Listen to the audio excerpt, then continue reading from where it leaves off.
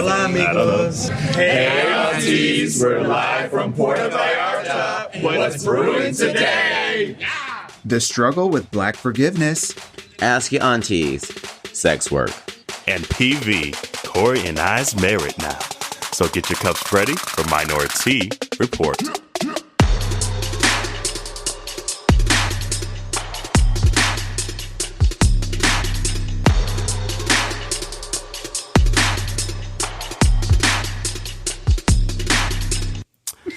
Hey, ladies. I can't. And they're laughing because we have a special guest this episode that's already driving me nutty. Who's that? We have my husband on here. Thank you, Corey Nicholas. Oh, Lord. Hey, How Corey. are you doing, Dewana Jerrell? We're doing good besides clapping on the ones and threes over here. You said clap, and it was supposed to be like all of us clapping at the same time, but we literally clapped at different times. No one told me to clap. Oh, my goodness. Lord. It's going to be an episode for y'all today. We just got married. We'll see if we need marriage counseling after this episode. Yes. Oh, Lord. Yeah, congratulations, guys. Yeah. Thank you. Oh my God, this is like your debut as like a married couple on the show. It's your debut. Right? We missed you, Jerrell. We wish you guys could have been there too. I know. I was bummed. And I missed the FaceTime. And then I tried to call you back because I was coaching. And then I was like, busy. They gone. Right, They it was a gone. wrap. It was a wrap. Mm-hmm. We were, too. But so if you're Auntie Vodka, does that make you Auntie?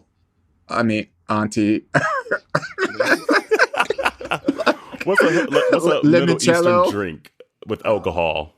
Adek I'll be Auntie Adek, which is like it's clear. It's a licorice kind of liquor. And then when you add ice to it, it turns cloudy. I'm sure you've seen it before. Yes. But That we should have had that at delicious. the wedding because tradition is... Okay. Community, y'all don't see the video. For the We're laughing. There's a video. He's giving me this face because I'm trying to teach him how to talk on the mic.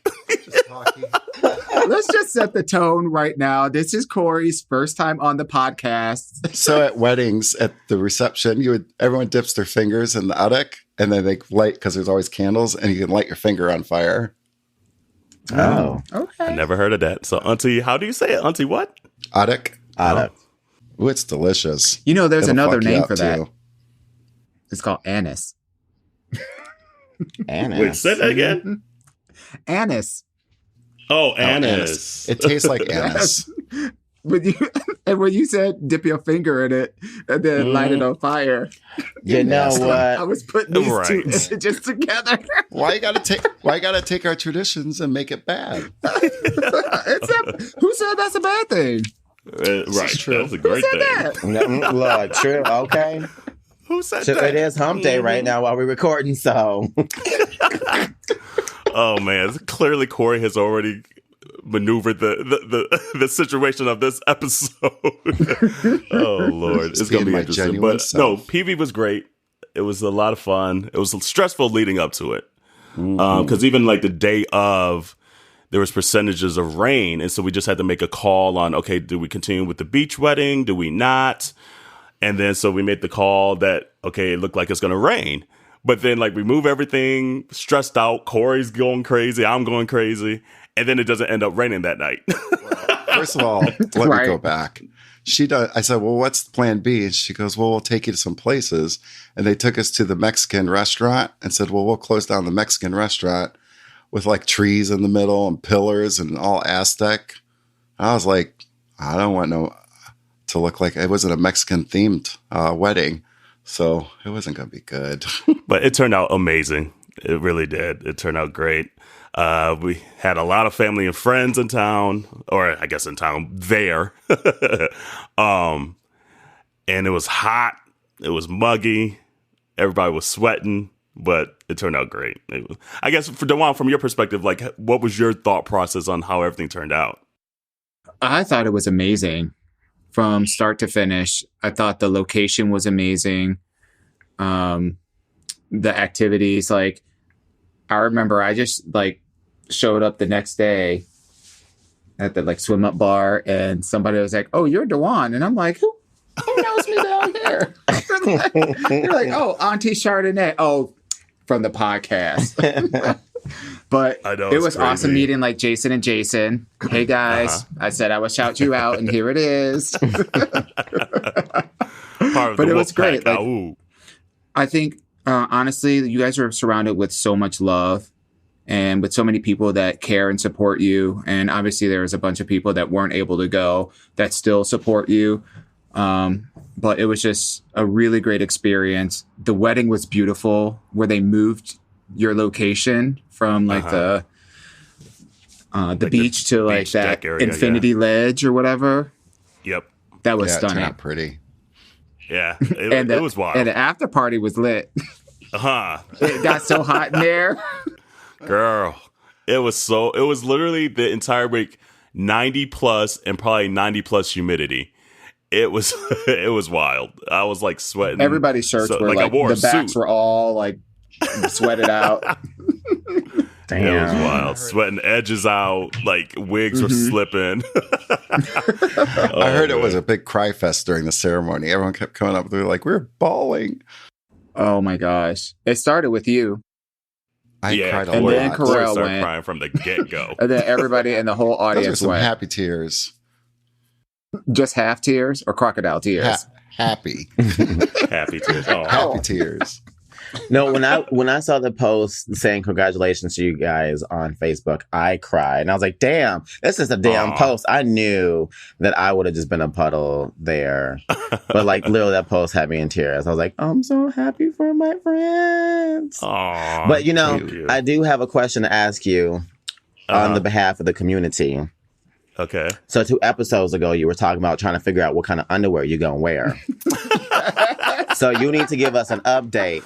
Yes, what we went that's with. funny. and I wrote that in my phone. I was like, I got to remember to say this, so I'm glad you brought it up. I ended up wearing Calvin Klein, and they were they weren't like a full boxer. They were like a boxer brief. Okay, boxer brief. Yeah, and they weren't 100% cotton, because 100% cotton, once it get wet, it starts like rolling up your thigh and all that. So it has like that little less stain, and it Corey's looking at me like, "Girl, why you telling all your business?" But but yeah, no, it was a less stain and cotton. So they held their own because it was hot. And I did wear a t-shirt too. That helped a lot too. That did help. And everyone was like, "Aren't you going to be too hot in layers like that?" But luckily that t-shirt absorbed a lot of the sweat that I was having. So thanks, community, for your concern of what underwear and undergarments I wore. I forgot to wear a t-shirt. Yeah, Corey forgot to wear a t-shirt and literally through pictures was sweating through his shirt. Like my mom, her hair was getting all stuck to her forehead. It was a mess. But the pictures turned out great. Turned out amazing. Yeah. It was fun. I liked the new Facebook photo, so I was like, yes. So cute. Aw. Did you see those sunset ones we posted today? I didn't get a chance to see those ones yet. Those are cute too. Oh my God. We got 80 more coming out. Don't worry. But yeah, I will say, as an innocent bystander at the Puerto Vallarta Secrets, their own little what do you call it? Morning alarm, which was a rooster across the street, waking everybody up at 4:00 in the morning. That's true. Get woken up by a cock. Like, if you don't shut the fuck up. Lord. Every like That's 5 true. minutes, like, bitch, who was you talking to? Oh no, I would have been so mad. It was like for like a good hour and a half, every It's 3 true. minutes. Yeah, that I would have been was not heated. playing. Yeah, I would have been so mad. Oh man. But it's everyone who ever has a wedding says it goes like this, like a snap. Is so true. Like, it's a blur of a day. It was. Like, I almost needed the pictures and like the random videos people were taking to almost remember certain moments. Yeah. Like, I didn't get to eat. yeah, I know. I barely ate. I barely even drank during the wedding. Like, you get like a glass Uh-huh. And then you start talking to somebody or you start dancing with somebody and you set it down. And then you're like, oh, where's my glass at? So you go back up there and get another drink. And the same thing happens like the entire night. So like I like for how much we went over that menu, for how many tantrums Corey gave. I didn't have a tantrum. I just know what I want when it comes to food. We barely ate that night. But I have one thing to say. That bottle of tequila did find that in my mouth where they dumped a couple shots down my throat. Oh, that's true.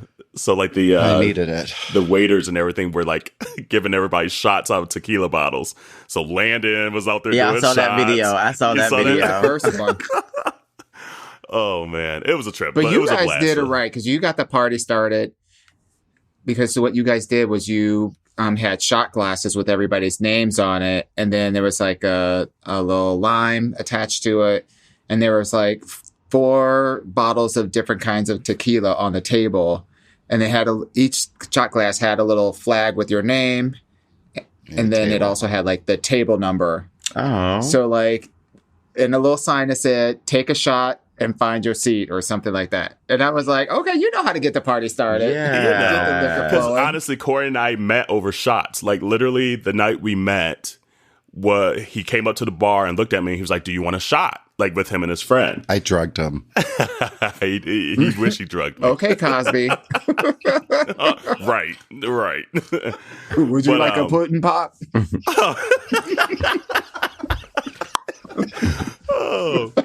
So we thought that would be cute. Like we're like, okay, that's a way to tie in our relationship and still get the party started. So let's take a shot, find your spot. Dewan, what did you think about that belly dancer? Oh, she was stunning, amazing, Crazy. Incredible. Wasn't that amazing? Yeah. She was like, first of all, like her outfit was beautiful. And the fact that she came out with them like Miss Universe, Miss World, like gold wings, looking like Billy Porter at the At the Met Gala. Yes. And she came out. I was just like, "You better work, bitch." She worked it. Oh my god, she did. The performance was really long, and it was just amazing. Like her stamina, and it was just beautiful to watch. Like absolutely beautiful. She's 23, so she could definitely do it. Young. I was like, wow. She was incredible. And then she was doing like the splits and everything and like humping the ground. I was like, oh, you nasty. She did. I was like, looked over at Kerel's dad. He was sitting there looking at her, and I was like, oh, this is getting nasty. You know what's so funny, though, is that she was like trolling Instagram because somehow she found my video of her that I posted. And the only thing I connected to that video to her was really that it was logged into the resort. Right. So she was on it. She was like, I know there's going to be some pictures. And then she liked it. And then somebody else from her crew said, yeah, that's you. Like, look, I am not trying to pretend this post is of me or I created this content. Okay. Living your best kudos Met to you Gala for life. liking it. Oh man, but yeah, it was a blast, and it's like this sigh of relief. You kind of get home and you're like, oh, I don't have to think about planning. I don't have to think about making sure everyone's okay. You know, like just little stuff that like you didn't even realize was on your brain for months. Mm-hmm. Now it's just like, oh man, it frees up space. So it was a blast. So you guys gonna do honeymoon? So we kind of tied that into our honeymoon. That kind of was our honeymoon. I'm sure we'll do something, maybe like a weekend trip somewhere at some point. But that was kind of our honeymoon all in one. I don't need a honeymoon. I'm good. I am the honeymoon boo. Ooh, she said, you have reached your final destination. It's like we went to Hawaii and I climbed that Hawaiian mountain. Okay, now. Hey. Okay. Look, we don't need to know what goes on in the bedroom. Okay, look. Unless it ain't working. And then we can talk about it. But while we were in PV, we got to venture a little bit outside the grounds in the resort because it was an all-inclusive resort. So the hard thing about all-inclusive resorts is you almost want to stay there because the booze is all incorporated, the food is all incorporated, you have your friends and everything. But when one night we did go out, and it kind of leads us to our favorite segment. It's your Ask Your Aunties. I'm excited for this.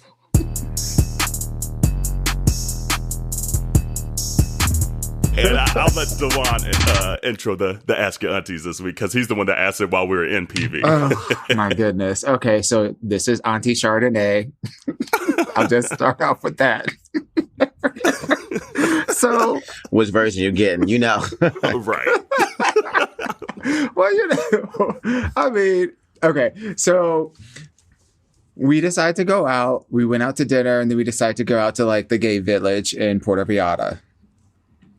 Somehow we ended up at a strip club. Oh, I know how we. I was about to say. She said somehow. You know who it was. You look into it on my right. Yeah, exactly. I know. I wanted to see what it was all about there. That's how we went to Swingin' Richards. So I knew. I love a good strip club. Let me say it again. Was this a good strip one? Was this a good strip club? Go ahead. Yeah. Well, we walk in, and there's a guy in like a vertical tube taking a shower with his dangle dick out. Got his dickmatized all of us as we walked in. I didn't even see it. I had to pee so bad. He was like hard as a rock. And he's like playing with himself and taking a shower right behind in this tube right behind the bar. Bar. Yeah, that's right. That's what that's called. I'm still thinking about it. Tamon's all tongue-tied. This is the longest intro of an Ask Your Aunties ever. She all tongue-tied and everything. And they were aggressive in there. They were. I liked it. Like that one stripper like banged my leg. I was like, why are you banging my leg? This is weird. Is that the one that you gave the pity tap to though? That's the one that I gave the petty like $1 at the end. I was like, at least you got up on the pole and did something. Like, because everybody was doing nothing. They were kind of boring there. It was horrible. It was boring. Yeah. But anyway. One caught my eye and I waved him over and he came over and hugged me. I thought we knew each other for years. Shut up. But I had never been to Puerto Vallarta, so I really didn't know him. But it looked like we knew each other. And then the second one that came over was like maybe 10 years we knew each other, but we didn't. He said, I need this to feel like and then there was a shift She change. said, I need this to feel like a misconnections off of Craigslist, okay? Right. But then at one point we turned around and there was a shift change and it was nothing but twinks. Yeah. Like legit. They like, were all like skinny. 5'2", 89 pounds. And if underwear you like basically twinks, falling kudos off. to you, but our crew was not feeling it. No. Girl, we was left all right looking after at that. them like, ooh. So anyway, so the Dewan and I start talking, and then Dewan asked me, "What you asked me?" So I was like, okay, first of all, if you're a sex worker, because clearly these guys weren't just dancing. There was a lot of like backroom action, sucky, sucky, dewy kind of stuff. Oh, $40? 34. 34. Is that US or is that pesos? Doesn't matter. Anyway, If those pesos is like $1.50. Because $34 in pesos is like $2.50. Right. Just saying. Do the math. So the whole question is really around like, if you're a sex worker, number one, the question is, how do you keep it hard for that long? That was That was the first question. And then the second question was, like, how do you like transition from like having like all these sexual encounters and being like sexually active with all these people, and then also be in a relationship and balance the sex and the intimacy within a relationship? I don't know. That's a good question. The second question, I don't know. I just feel like I'm good at compartmentalizing. Like I can mentally block out things. Like for instance, when I was single and rarely when I would hook up with someone, like I'm like, nope, can't kiss. I would do everything under the book, but if you kiss me, Really? Yes. Kissing is so intimate to me. It is. But like motorboating your booty hole is not? No. I'm like, you can do everything under the sun. Yeah, look, oh my Lord. I would be game for just about anything, but if you tried to kiss me and we weren't in a relationship, I'd be like, oh no, you can't kiss me. Oh wow, interesting. I agree with you. I don't know why. I don't know why. I was just thought the able hookers to did that. What you trying to say? I got that. I caught all that. Everything I've ever seen of hookers is like, you remember Julia Roberts, and then she's like, I don't kiss.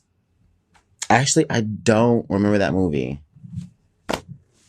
Remember, we're gonna put a pin in that conversation. Okay, so remember, I was also living in the hood around that time, so we were very pro-black, so we didn't watch a lot of white things during those times. I had to wait till after the 2000s to start watching white people movies. Everything else was like, yeah. This bitch only grew up with she only grew up with the BET channel. Look, I'm telling you, look, for real, the only white we saw was in Disney movies until we were about like 13, 12 years old. Other than that, it was just pro-black. We were just all black everything. Black. Stay watching the Jeffersons on reruns. You know I do. Till this day, I still be the Cosby Show. Look, all of it. Yeah. Look, even he was watching UPN and WGN. UPN. No to the E to the yes. Moesha. Oh, the Parkers. And then the Parkers. Yes. No, for real. Like we were watching all the black shows. I hated that theme song. Where the Parkers. On the Parkers? Yeah. Oh, I like the Parkers theme song. Ugly feet doing this. I was doing a little.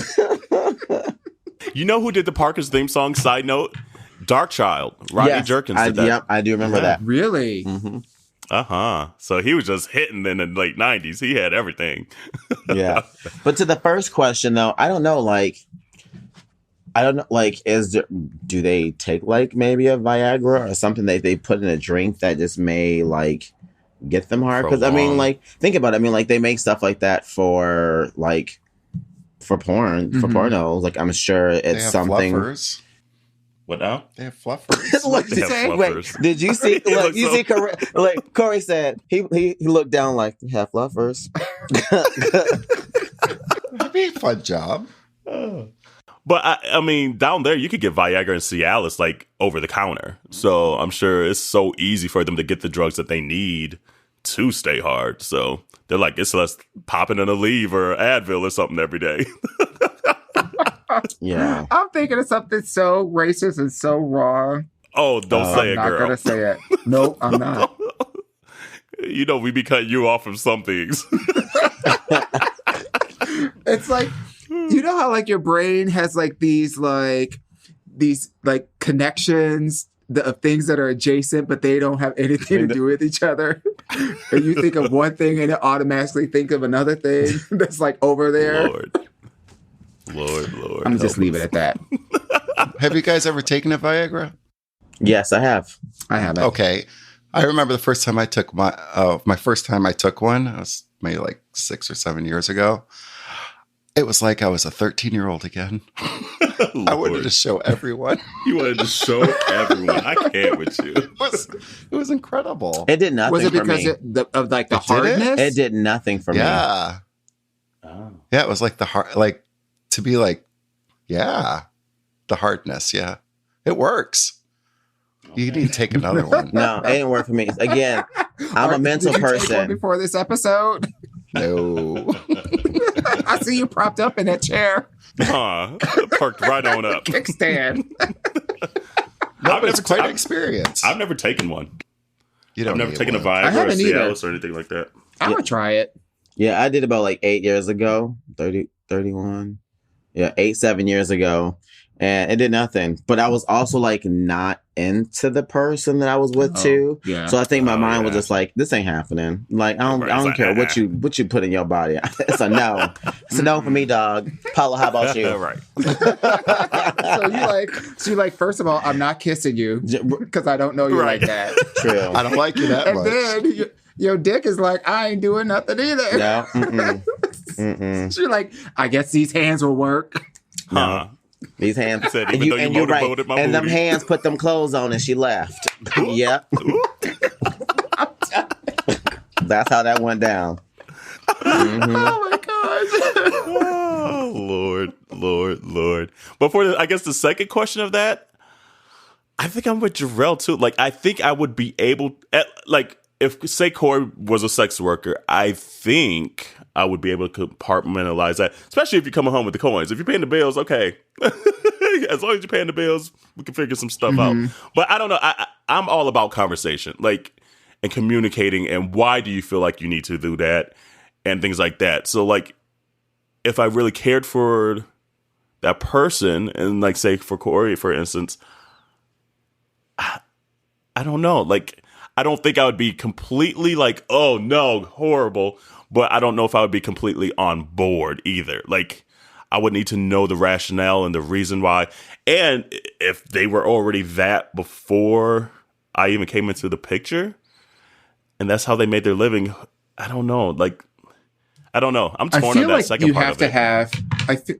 I feel like you have to have like a physiological makeup and an emotional makeup that allows you to be successful at that kind of a job and also want to pursue a relationship.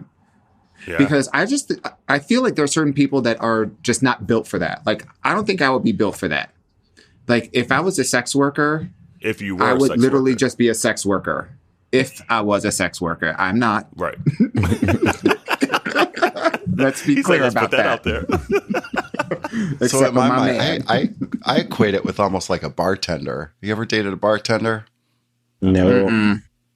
Like, everyone always has an attraction towards a bartender too. It's weird. To get those free drinks. Right. Well, or at least get a drink faster than the other person, you know, next to you. Because I'm not gonna lie. I mean, like, I don't know, I guess flirted or we're just extra friendly or to bartenders just so I can get a drink faster, or maybe it was a little stronger, or sometimes get a free shot or a free drink, you know, like, just to create some type of, like, not necessarily like rapport. A rapport, yeah. To keep, you know, to create a rapport with them, so that way it's just like, you know, I'll tip you, you know, but like also kind of hook me up, you know. Right. But that's pretty much about it. I don't know. Kerel, to what you were saying, honestly, I think I would be fine. Like, if Fiznik was like, I want to go do this. That's why they call you AunTea Hennessy. I'll be like, okay. I'll be like, go ahead and go do it. Because once upon a time, you would be fine with your partner being a sex worker as well? Yeah. Well, one, I don't think it's my place to tell my partner what to do with his body. You know, I would hope that what he's doing with his body doesn't cross, you know, what we have, as long as it's not trying to replace or be more than what we have between each other. I really don't care. I'm not really the jealous type. Like, if anything, when someone hits on him, which I hear quite often, how fine he is, like, I'm always like, you're damn right, bitch. That's my man. Like, I know that's right. Right. It makes me happy because I'm like, boom, yes, I got what you want, you know? Right. So yeah, I don't know. Like, and I think part of it too is, as long as like my needs are being met and fulfilled as well, I think that's probably where a lot of the struggle would come from. It's just like, okay, if you're doing sex work and you're out there with 2-3 dudes a day, and then I'm chilling at home like, hey, what about me? That's not gonna work for me. You know? But if there's still a way for you to fulfill the needs of me, and making sure that you're doing what you need to do, like STI wise and all that stuff, that's a whole nother conversation of it. I don't know. Like, it is kind of one of those things I think I would have to almost be. Corey's like, Corey has been shaking his head for the last 10 minutes. It's like, this don't work. Not working. To really come to that conclusion. I don't know. Yeah, Corey is more jealous than I. So yeah, it wouldn't work for me. He would have an issue. Fun fact. In 2008, I also was a sex worker. No. If y'all saw the wild space, I'm like, every thought we knew you. He said, "Fun fact." Oh my gosh! Everybody in the car right now was like, "Oh man." Spit it out. What is it? Lord. In 2008, I actually thought I thought about being like a go-go dancer and then a stripper. And like I applied and everything. Wait, how do you apply? Yeah, what'd you have to do? Because it's the bar. It was a bar. Like they were hiring go-go dancers like specifically for the bar. Like you don't go through like an is agency. This like a physical application?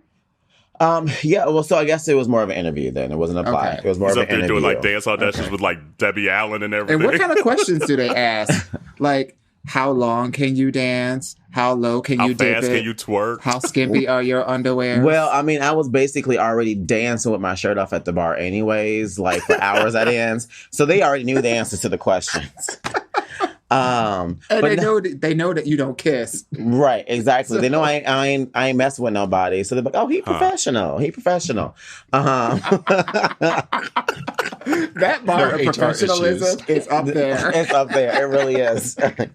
No, but I legit was going to be a go-go dancer at a bar called The Saloon in Minneapolis. Oh, I've been there. That's nice. And then I went and told my mom. And she's like, oh my God, you'll be a really good stripper and a good dancer. Like, I'll come see you. And I was like, and I'm done. And scene. Yep, and scene. And she never did it. Because I'd be damned if my mama walked her ass up and down and be like, because I feel like I need to, like, I'd just be thinking my mom about to whip me. Like, you know, like she about to whip me. I'm just imagining Jerrell on the top of like the bar with like rhinestones on his G-string. I mean, I have been on the bar in my underwear before. Picking up shots. I have done that. Well, not with my booty, though. I always tell Corey, like, before camera phones and everything like that is so prevalent now, like, I wanted to do it just to say I did it. Like, go to be a stripper for a night just to say I did it. I won't do it now. A, I'm out of shape. B, I'm too old to be doing all that. And C, there's way too many camera phones and that shit would come back to haunt you. But before all that, like, around that, like, 2007 time frame, 2006, I wish I would have done it just to say I did it. For that literally only reason why. Yeah. And to clarify, I did that once. When I said I was on the bar in my underwear before, it was for an underwear runway show. So literally we're auctioning off our underwears as models. So literally I was on the bar at Lush in Minneapolis and like... Did you get to pick your song? Yeah, I got to pick my song. What was it? It was Freakum Dress by Beyonce. Yes. Right. Yes. Uh-huh. That's right. And I forgot what the second one was. Dang, it was another one. I think it was a Pussycat Doll song. But anyways, yeah, so that's how I was doing it. And my mom came to that too. Both my mom and my aunties came to that. That's too much support. Yeah. Right? Y'all gotta stay at home. Yeah. Right. I'll have to share that. I have to share those pictures with the community someday. Ow. Mm-hmm. Oh, there's pictures. Okay. Yeah, it was a professional. It was a professional like auction. Like it was a real thing that we did. It was a huge production. It was fun. Okay, now. Yeah. These are her old Grindr photos. Oh Lord Jesus! She's like, I gotta get some use out of these. Oh man. But maybe we ask the community. That would be a juicy question to ask the community. Community, would you support your significant other being a sex worker? Yes or no? And then if so, if yes, why? And if no, why? We want to know that one. Like, I want some details. And if you've been in that situation before, let us know. Either you or your significant other. Because we want to hear these stories. Because, I don't know, Court, so if I went to go be a sex worker. No. I mean, if you wanted to, like, do one night and just get it out your system, but you ain't giving no private dances. Well, I mean, what? Well, that's not sex work. That's dancing. No private dancing. I'm your private dancer. Come on now, dancer for money. I love that song. Do what you want me to do. She said, "Do you want to see me do the shimmy again?" Look, I know Fizzy gonna message me after this episode. He gonna be like, "So I got some questions." He's gonna be like, "So I can be a sex worker?" Look, no, get them extra coins. Yeah, I mean, we gonna talk. Right. But we do, at one point, we got to have a conversation about like open relationships. Because I feel like what you were just touching on a little bit, Jerrell, is this like idea of almost like of an open relationship. But, the person's a sex worker, but that's still like the same vein. Yeah. I don't know. Yeah. I mean, I don't know either. I mean, open relationships, I mean, I think that can be more just for fun. But I mean, work, I mean, you clock in them hours, man. You getting them coins, right? You got to do a 1099. Was it the W-1099 or whatever? 1099s. Mm-hmm. You got to fill out them forms. Mm-hmm. Yeah.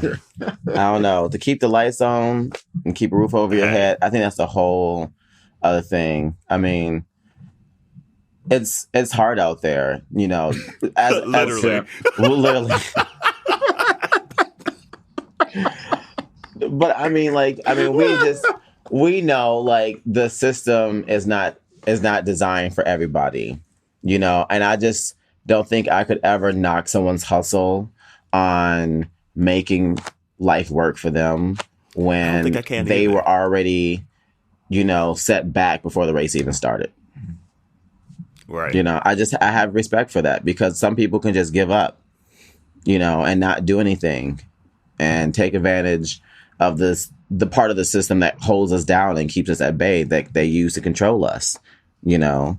But and it's the oldest profession out there.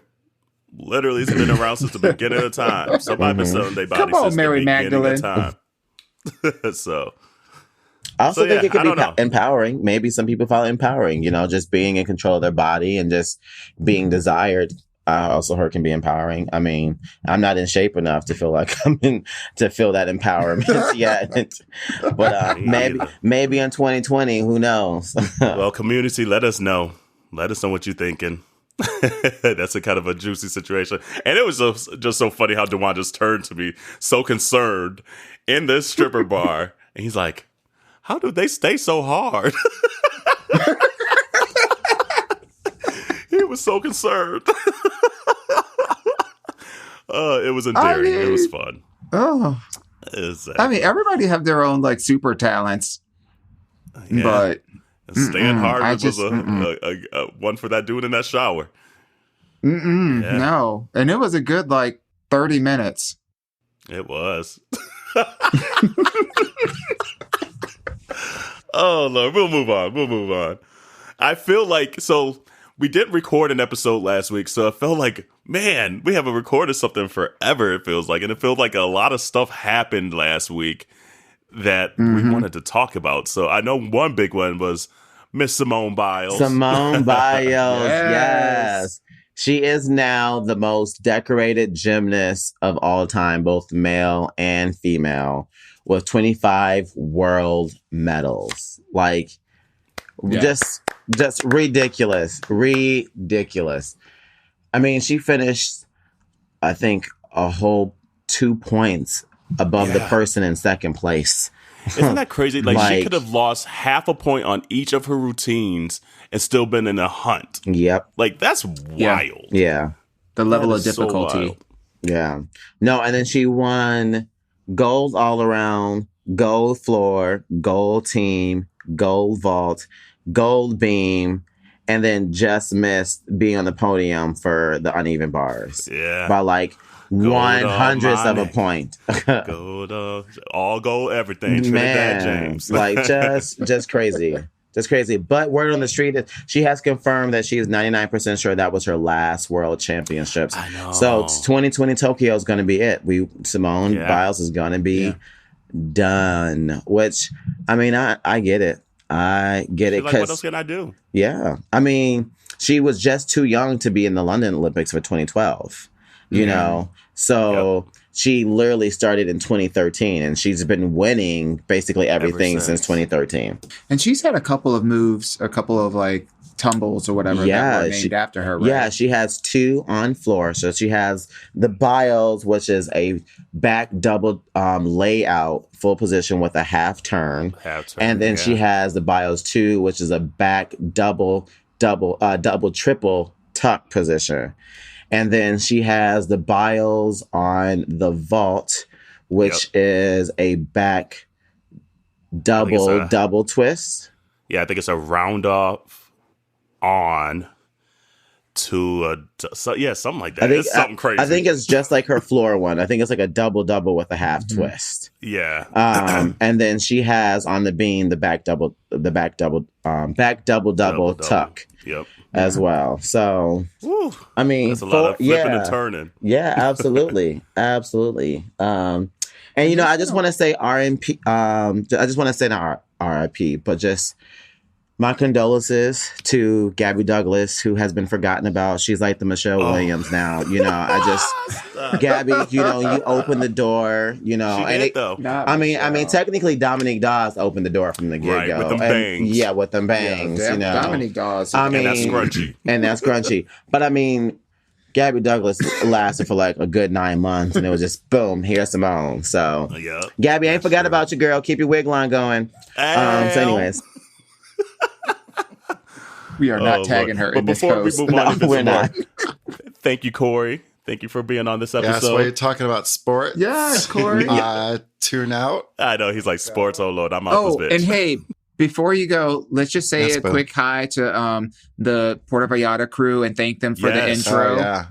Thank you, everyone boys. for coming. Exactly. And thank you everyone that came. Yeah, it was a lot of fun. Need to put that on record. We appreciate everyone spending time, taking vacay, spending coins. Yeah. It definitely means a lot to us. So for sure. So Corey gets this out of his system. He's finally been on an episode. I'll never have to be on this podcast again. I think y'all got my point. Right now the sports stuff is boring me. I'm gonna go. If it wasn't 1 o'clock in the morning, I'd go cook. Right, I know that's right. All right, boo. We love you, boo. Thank you. I love you guys. Congratulations again. Thanks. Good night. Also, I want to shout out to Coco Gauff as well, who won her first WTA title last week. And she's the youngest person in 14 years to win a WTA title that young, at the age of 15 years old. And here's the crazy part about it. She lost in the qualifying round to make it into the tournament, but she made it because of an injury and ended up winning the whole thing. Wow. It's crazy. Lucky losers. Man, we said at Wimbledon. Lucky losers and winners. Watch out for her. We said at Wimbledon. Watch out. Exactly. I mean, she got next year's going to be a big year for her. I hope so. I'm like we said before. I hope she doesn't follow in the path of like Sloane Stephens and Madison Keys, where they have like a great hot girl summer. Right. And then, Sodom fizzles out real quick. I agree with that. So, and I think we got to give her time to mature still. Like, I forget that she's 15. Yes. Yes. So she literally could still have 20 more years ahead of her of a career. Mm-hmm. So we got to keep that in mind, because that's what happens a lot with these young phenoms. We're like, oh, you're winning, and put all this pressure on them to continue to win like that. And literally not everybody does that. Not everybody wins a tour title. Like, they could have literally a 20-year career and not win a single title. So it's awesome that she's done that. And so she's already better than a lot of people. So let's take this pressure off of her to continue to grow, mature, and emotionally and physically, honestly. So, I mean, she already made more money than I did this year at 15. Goddamn girl. I know that's right. Mm-hmm. Well, I think it's also like just goes to show how important it is for people to like really lean into your strengths and do what you're passionate about doing, because representation does matter. And if it wasn't for, like the trailblazers, like the Venuses and the Serenas and the women that came before them, like the Martina Navratilovas or whatever, you wouldn't have the women that we have today. Absolutely. You wouldn't have the women of color going into these sports that have been predominantly white dominated, because they weren't even accessible.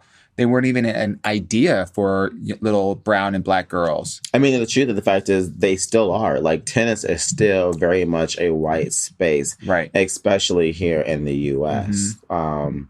And shout out to Chanda Rubin. We don't give Chanda Rubin enough credit either. Yeah, she was that was the other person. Yeah, that was the other person you're talking about. Yeah. Yeah, come on, Chanda. But look, don't let them Africans get involved.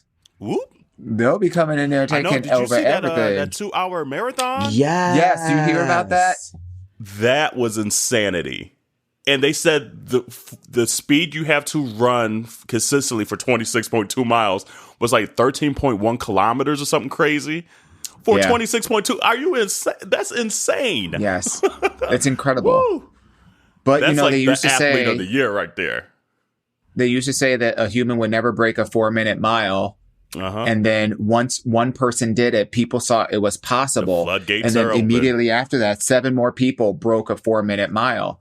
So you just have to see that it's possible or envision that it's possible and strive for it. I agree. But yeah, no, you're right there. Won't be me. Nope. Not with Not even gonna try it. No time soon. Hell no, bitch. I ain't finishing it in a weekend. Bitch. I'm gonna need take a nap. It's like, where my scooter at? No.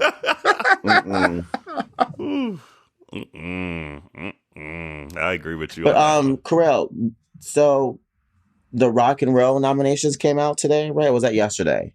The RocknRoll Hall of Fame? They came out Monday of last week. So a week ago. Yeah. Last week. And there's 16 nominations altogether. Okay. And then we, the people, get to vote for the next 5 that will get inducted in. Oh, wow. I don't ever pay attention to that. I rarely do. So who are some people that we're rooting for in this bunch? Miss Houston. Well, Whitney Houston, Notorious B.I.G., Shaka Khan. Shaka Khan. And then a couple of the others are like Pat Benatar is in there. What's that guy? Scruggs, Billy Scruggs, Bog Scruggs, Bat. I can't remember. It's like, am I the only person that ever heard of that name? I don't know, but I don't want no scrub. TLC told me I don't want no scrub. I mean, they're not black. I'm just saying, like, these are some of the other people. I don't want no Billy There Scruggs. was only 3 people that were black. Okay. I'm rooting for everybody black. Huh. Right. But the way that you vote, just so that you know, is that you just go out to Google and you type in RocknRoll Hall vote. And then the voting will show up in there. Or you can go to the RocknRoll Hall of Fame website and then click on the link, and that'll take you back to Google. Interesting. Yeah. So they partner with Google to like make it mass so that if you just type that description in based off of seeing it like off of a news article or blog post or whatever, you go to one place to see it. Okay. But yeah, good old RocknRoll Hall of Fame. I've never been there. I know you went there this summer, Dewan. But that's on my actually, list to finally like get to one of these days. 3-4 weeks ago. Yeah, Adam and I and some friends of ours, is Gloria it worth and Mike, going? Yeah, it's definitely worth going. Yeah, is that in sure. Nashville? Yeah, it's it's Cleveland. Yeah. Wrong. Cleveland, Ohio. She don't know nothing about no geography over here, y'all. I'm gonna keep it short. I thought London was in Paris. I'm gonna end it on that. So keep moving on. Yes, girl. Yes, girl. Girl. You thought London was a See, neighborhood. that's why she wanted to be a sex Girl. worker. She said, "I can't be an intellectual." Girl, literally. Yeah. Oh, Lord help you. I That's thought the all right. UK Bless your was heart, like girl. short for like Europe. You know how like the US is like the United States? I thought the UK was like the abbreviation for Europe. Like, girl, look, I kid you not. I am 100% so serious. Midwest. I am so Midwest when I tell you. She is not cultured enough to know any of this stuff. She said you could take the girl out of Gary, Indiana, but Fiznik has been working with me on my European geography. He taught me that Amsterdam is not in Germany. And I was like, oh, I didn't know that either. Oh, girl. Look. Yeah, we're going to need to help you out on that one. I'm cute. Leave me alone. Exactly. She pretty though. and I don't see not one map in this. A friend told me they're going to buy me one of them old school maps that you pull down. Like above the chalkboard. Not the chalkboard. Yes. That's going to be my Christmas gift this year. I can't. Those are going to be your blinds in your apartment. Okay, they're going to be my blinds. Oh, Lord. Mm-hmm. So community, y'all need to tell Fizzle to bring my ass to Europe. That's where he's from. I've been trying to get there so I could be coached and learn some things. But yeah. But you know what? Speaking about music, there was something that you wanted to talk about. Oh, I know what you wanted to talk about. You wanted to talk about girl using the N-word. Yes. Yeah. So and, Gina Rodriguez had used the N-word while rapping in a song on Twitter. And people have been like coming for her. Now, mind you, she had already put her foot in her mouth before when there was a panel of women, POC women.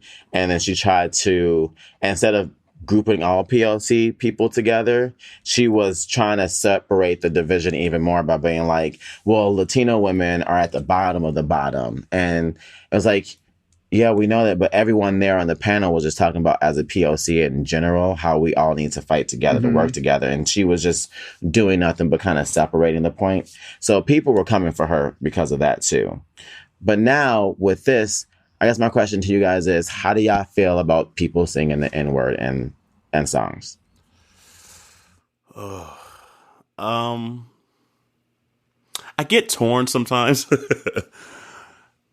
Like, specifically, I know, like, white people, no, that's just going to create issues. Don't even think about it. Don't even try it. Just never. You know? It's just a no. Mm-hmm. But when it becomes, like, almost like Hispanic and Dominican, you know, just other POC cultures saying it, like, in theory, I want to say you shouldn't be using it either. But, like, say someone like a Fat Joe or a Big Pun or something like that saying it, I never had an issue with it. And I don't know why I never had an issue with it. And it might come down to the point where they didn't come up with that word as an insult, as a negative thing. And since our culture, especially like black people, obviously, have taken that word and kind of flipped it, I don't see them utilizing it as an insult. Does that make it right? I don't think so. So, like, this is literally me just now finally, honestly thinking about it. I don't really use the word. But I don't know. I'm torn on it just because she is Hispanic and part of my soul is like, oh, that's fine. And I don't know why I've come to that conclusion over time at all. So I don't know. DeJuan, what are you thinking? There's a difference between using Nigga and Nigger. And I feel like in a lot of music where you hear it, which is hip hop music, it's the Nigga. Mm-hmm. Which is in reference to like, you know, like my dude, you know, or if you're getting ready to like dog somebody like this dude, right? N-word. It doesn't bother me to hear it in music. It does bother me when I see white people using it, even if they're at a concert and it's all part of the words and they're singing along with all the words. Like, yes, it's beautiful that you are loving our culture, you're seeking in our culture, you're appropriating our culture, but you can't use that word. Not even the GGA. It's just, and well, we talked about this in another podcast, so I won't go down this path. But like for me personally, it doesn't bother me as much. I know that elders in the community would be like, you know, you should be more evolved. We should have stricken that word from your vocabulary. You know, it's demeaning, the hurt that word has caused. Even if it's GGA, it doesn't matter. But I don't know. I don't share that same conviction. And I don't know if it's right or wrong. I think it's going to be a very individual thing as a like black person. I think it's very individual, and we reserve that right. I just know that like the history of the word in terms of how it's been used within like hip hop culture has been because it's been more about empowering the word and reclaiming the word. And agreed. And so the spirit of it is different there. Right. And maybe that's why I don't have that same, I guess, visceral reaction when it's like another POC community member, I guess, because I know the intent behind it isn't negative like it was initially meant to be. But does it make it right, wrong, or indifferent? I don't know. I don't know. My thing is, I don't think it's okay to use it in a word and then kind of police people. Like, I mean, use it in a song that you're going to share with everybody, but then be like, you just can't say it, you know? I think it's important just to remind white people, just period, don't say it. Just don't say it. And don't get caught up on having that one black friend or that hand group of black friends that let you say it, because there's just the opposite on the other hand that will clock you in your mouth and they gonna start fighting you just because of the level of disrespect that they may feel. I think Dewan was onto something. I think it depends on the black person that is hearing the person say the N-word. I know there's been times where, like, I'd be joking, you know, with the POC people at brunch. I'm like, you know, and which again, I feel like, well, I'm talking to my peers. And I'm using that same sense of like, dude, or, you know, like my homie, whatever, like that, or like, yeah, bitch, you know, like, but I don't even, to be honest, I don't really rap that part of the song either, just because I know, like, I only say that word around other black folks because I feel like we get it and the disrespect isn't there. Right. When you start saying around people who are not black, I think that creates too much gray. Yeah, I know I don't like the gray. You know. Show don't. So I don't say it around black folks because I don't want them to think that, oh, well, Jerrell says it, so it makes it okay. Right. You're not about to use me as your one black friend. I'm not your get out of black jail free card. Okay. You're gonna let Black Twitter have your ass. Okay. For real. For real. So, and a lot of people say, oh, that's not fair, this and that. And a lot of times it's outside the POC community. It's not within it. It's usually a white person that say, well, if you say it or if it's in the song, I should be able to say it. No, you can't. I'm sorry. Like, it was your forefathers and things like that created this negative intent. So it's your fault.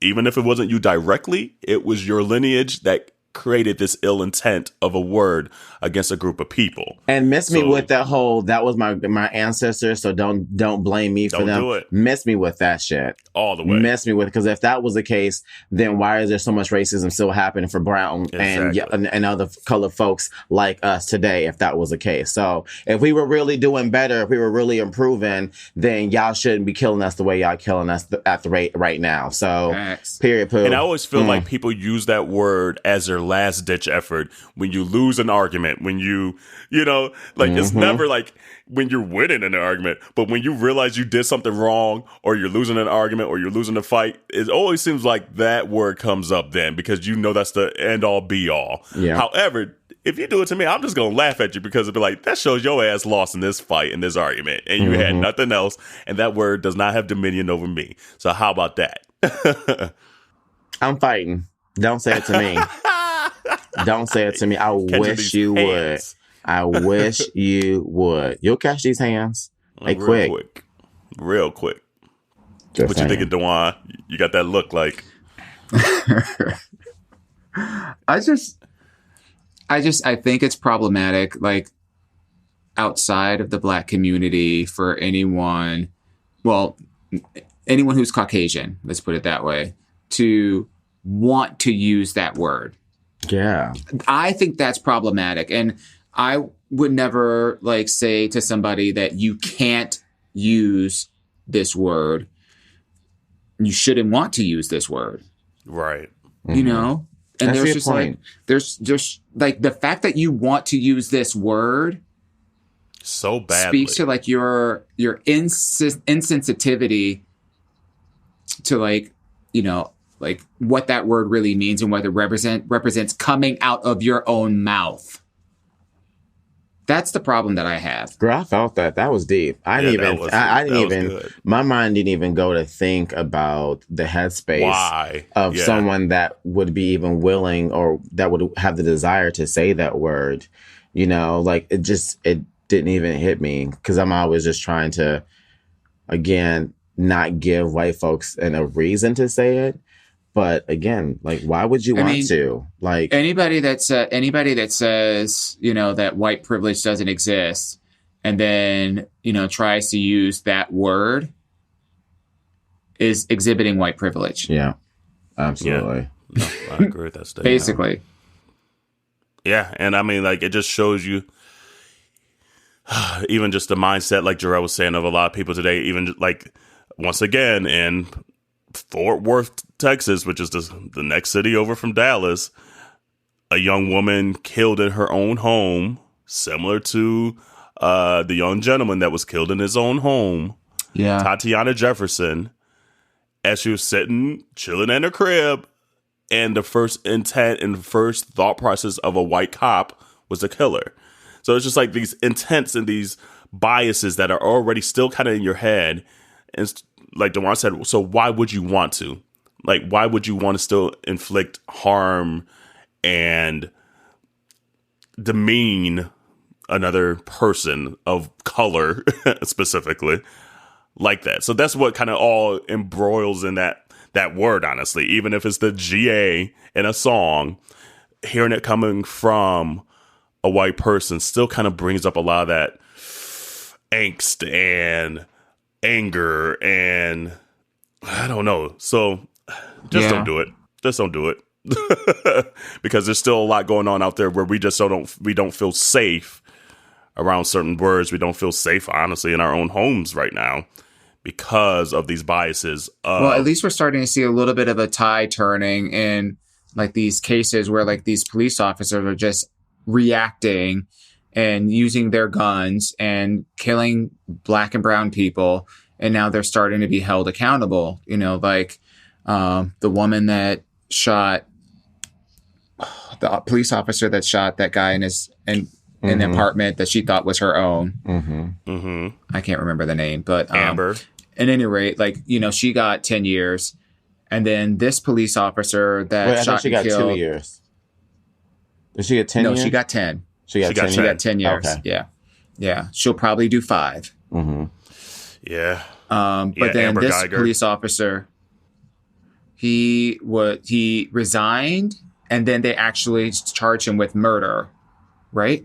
Murder. Yeah. Yeah. And even, I'm glad they charged him within, it was 24 hours later. But you know how this probably went down. He was allowed to resign. They said in the media that he resigned before they got a chance to fire him. I'm not buying that. Especially since it took 24 hours. So within that 24 hours, I'm sure they're like, okay, this is what you need to do to make this appear that we're actually investigating this with the quickness. I'm glad they did it within 24 hours, but he should have been fired long before he even had a chance to resign. He shouldn't have been able to say anything. He should have been, you're fired, your ass is in jail, and there's no opportunity for you to resign. Because once you resign, that helps your career later on if he's acquitted and all this stuff, you know? So I still feel like some of this is fishy. Yes, I'm glad they charged him with murder and they're working a little quicker than they did in the other cases, but there's still something a little fishy to me about him being able to resign and stuff like that.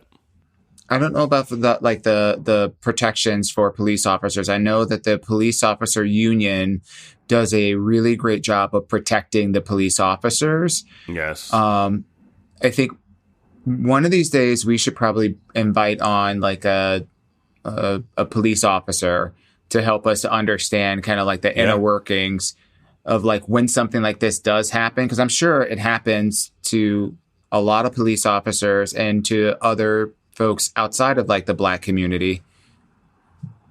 It would be interesting to have somebody like that on to just better understand it, because I just don't know enough about it, right? To speak intelligently about like the process. Right. No, I agree with that statement too. But it's just scary. Two major situations where these folks are literally in their own homes. It's just like, where can you feel safe anymore? Like, your home was the last place where you're like, finally, I could just like chill out and not feel like I'm being demeaned and followed and looked at and gawked at and this and that. And now they're literally killing you in your own home. Like, I'm scared to open the damn door. Like, it's like, sheesh. Right. Like, I don't get how folks are just so trigger happy. Like, that's your first instinct. And I don't know how that's, and like you said, I don't know all what they teach and train you as a cop. But if it's shoot first, ask questions later, that's not right. And they need to be retrained then. Like, they need to have new guidelines and stipulations, because that's insane to me. Especially like you're just coming up in someone's home like that. Yeah. And where's a warrant? Like, I'm thinking out loud. Like, how did he not have like a warrant? Like, well, so here's the situation. What happened is the neighbor saw the woman's front door open, and so she called the police because she thought that there was an issue.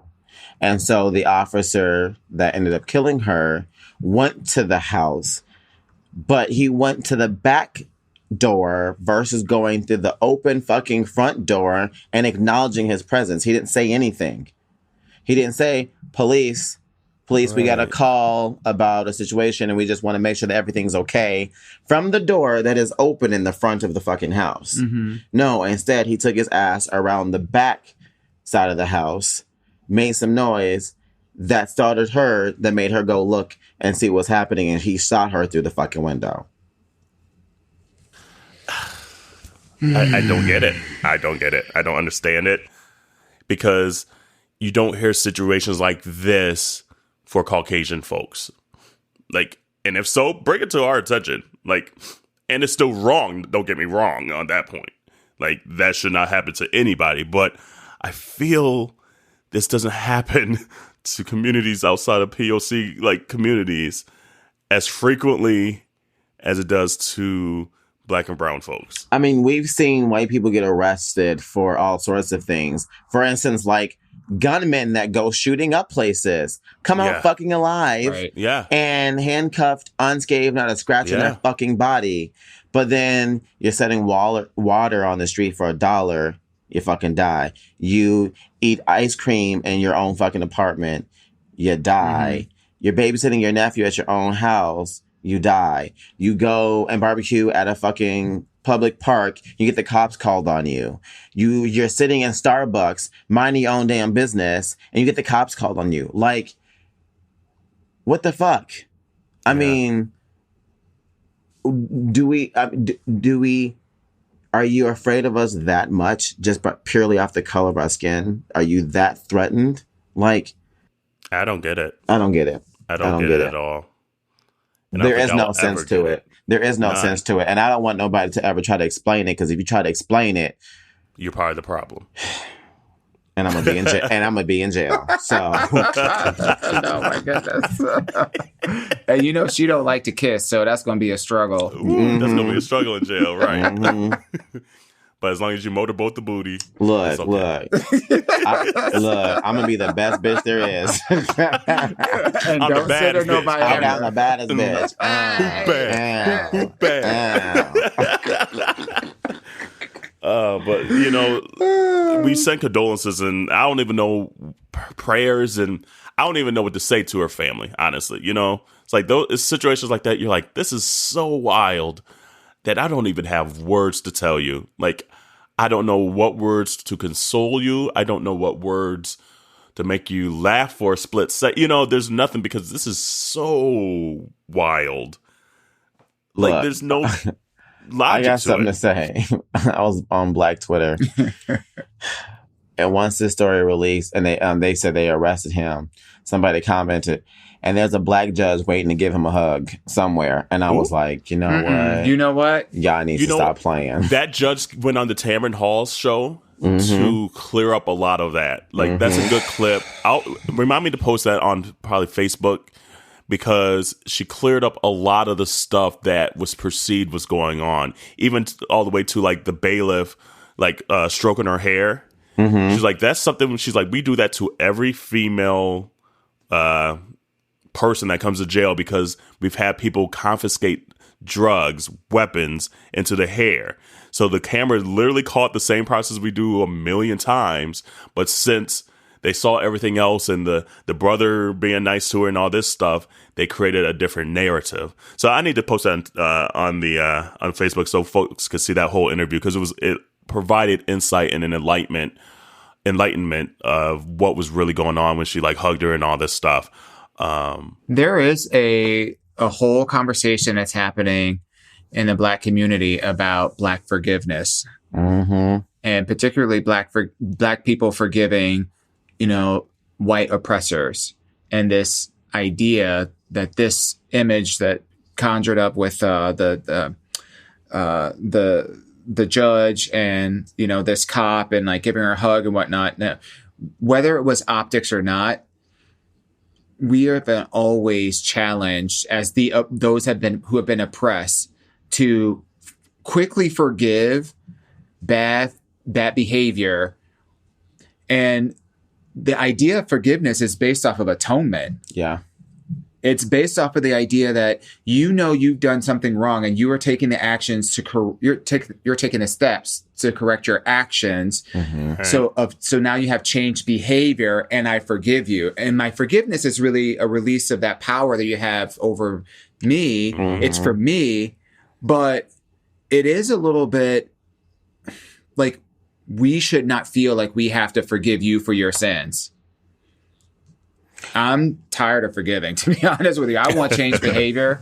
Yeah. I want change behavior. And so like, or we gonna change the laws. That's pretty much where I stood too. Like, it's up to the individual and like the power that forgiveness, I mean, like just the strength that forgiveness gives the individual, because there is power. The other person has power over you if you're holding on to those things, because they're still sleeping. They're going about your day, but guess what? You're still there. Yeah. So I understood that, but then it took a couple of people to get me to understand the other side, though, which is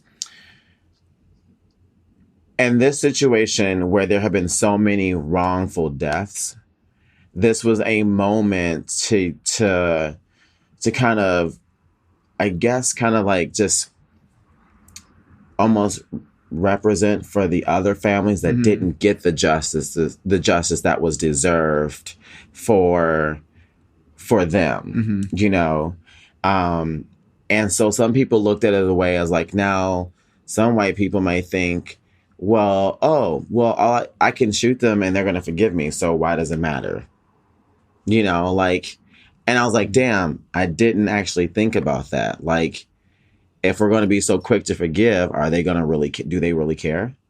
If all we're going to do is just forgive them? Yeah. I mean, I think you could still learn a lesson and of forgiveness in the same time. I definitely hear both sides of that coin, though. I think if a person automatically thinks, I could do whatever and whomever's going to just forgive me, that's crazy, yeah. And I think you could kind of feel intent and a person's motives as well. Yeah. I mean, because people will say sorry just to say sorry, and the action doesn't change behind it. Right. So it's like in situations like this, like it's almost one of those things. Well, maybe he gave forgiveness too soon. Yeah. Like maybe he should have waited to see some type of actual change behavior from the system before having forgiveness. Because like we just said, I mean, she got 10 years, but she'd probably get 5. Right. She'd probably do 5 for good behavior and then be fine. You know what I'm saying? And it's hard to like tell a person how to deal with grief and forgiveness and for that's them. my other thing too. That's like the there hard isn't thing about it. It's to the individual, Exactly. So we can't put a blanket on. Well, these are the 5 steps to get over it. Like, no, I mean, you have to go through it at your own place. It's not. No one else's honestly, place. I wish I could forgive that quickly and get it off me and move on about my day and grow from it, because sometimes it's hard to do it. It takes a while. It could take years for you to finally get to a point where you're like, I can release this now. So for him to be able to release it that quick, woo! I got some learning from him to do, honestly. I'm not trying to learn that quickly. I'm not there.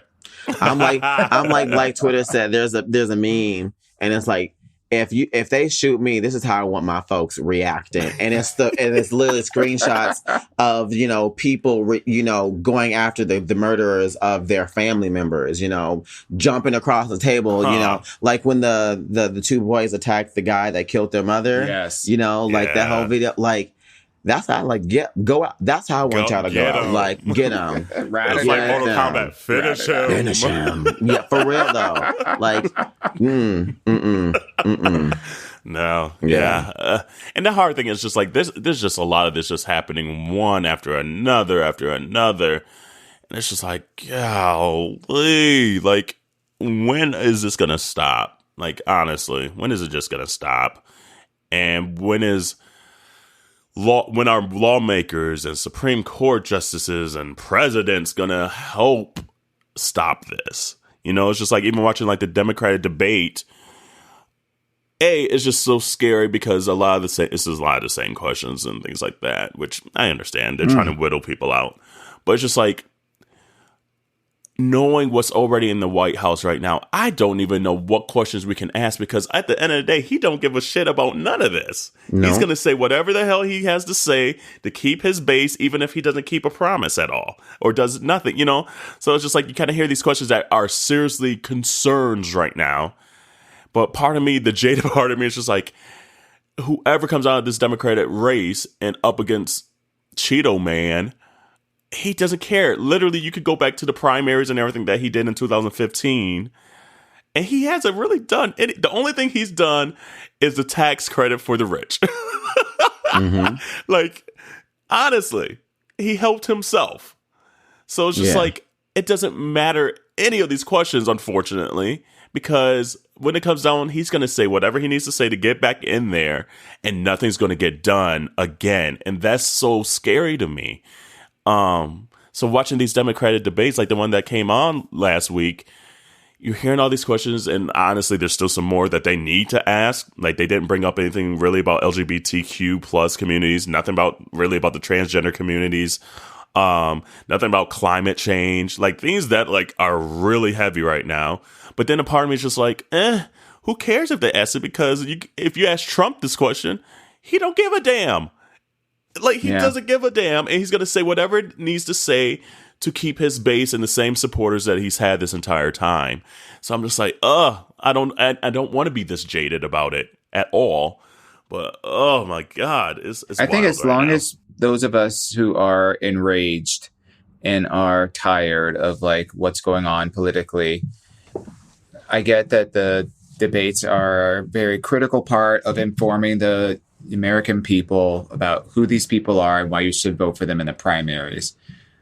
My only hope and my wish is that whoever gets the nomination, everybody throws their full support behind them. Absolutely. With their vote. Absolutely. With their vote. And because honestly, anyone that was on that stage, that has been on that stage, like for any of these debates, is a better solution than who's in the White House right now. Absolutely. It's just facts. Point blank and the period. I do want to give a shout out to Minneapolis because Trump had a rally last Thursday in Minneapolis, and them folks at the Target Center. When I tell you Minneapolis showed out to protest Trump, it was so beautiful to see these pictures. I love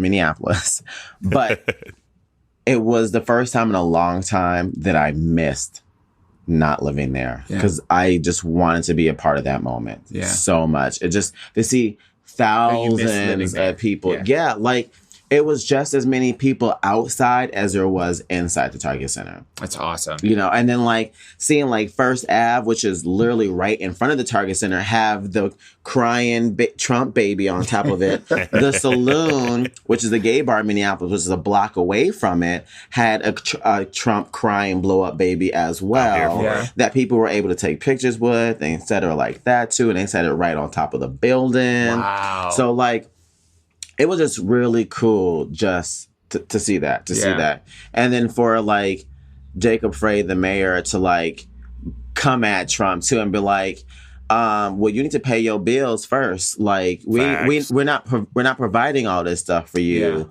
and you still ain't paid for like 12 other stops that you done made or rallies that you done been to, and no. He's like, welcome to Minnesota where we pay our bills on time and we love our neighbors. And I was like, okay, Jacob. I mean, I still have my issues with Jacob, but I was like, you know what? Okay, I'm with you on this. Like, I like you for today. Yeah, I'm with you on this. Yeah, it's gonna be a long we're in almost the end of October. It's gonna be a long 12, 13 months here, but get out there and vote. Get out there and register to vote. We need every vote. We need to get old boy out. So I mean, I don't know. Like certain days it's overwhelming for me. Like I don't even know what words to say to it. So I do want to just say that it is Breast Cancer Awareness Month. We hadn't got a chance to say it at the beginning of October, so this month will basically be over by the time this episode will air. But just make sure that we are spreading the word, and we're just reminding people to, especially women and men, because it happens. Yeah. It can happen to men too. Not as Beyonce's not daddy. as. Yep, exactly. Matthew Knowles. Yep, it doesn't happen as often, but it still can happen. So everyone just get your titties checked. Yep, get them checked. Get them checked. Get the girls checked out because we love you and them. So yes, all of them. Yes. Oh, you know what starts tomorrow? The NBA season. Do you watch the NBA, Jerrell? Nope. That's a no. By that long pause. So here's the thing. So I don't always go out my way. Like I don't watch all the time because unlike for instance with football, it's either Monday, Thursday, or Sunday. Yeah. With basketball, it could be any time of the damn week. And so that's just too unpredictable for me. The best day of the week though is Thursday with TNT though. Yes, Thursday.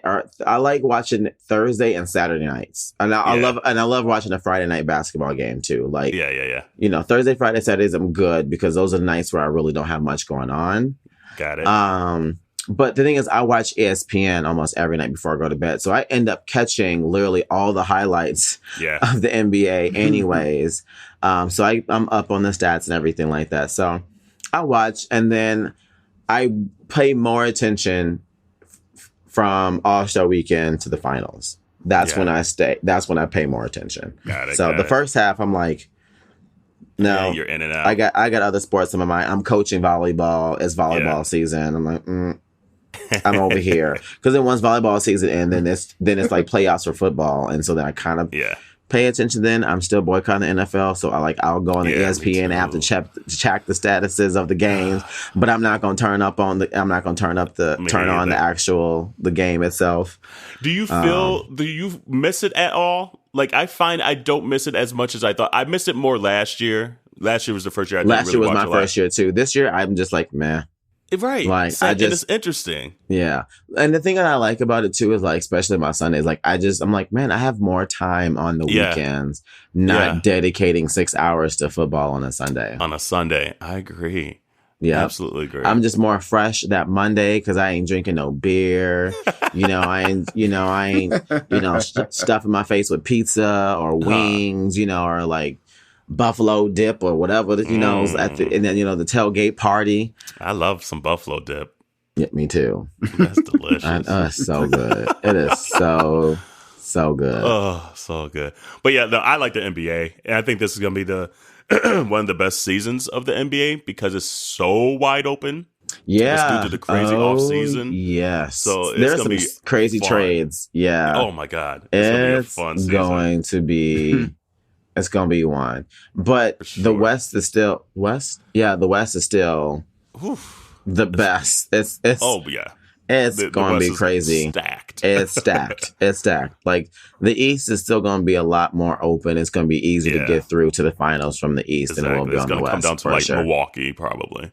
Milwaukee or the Sixers. Yeah.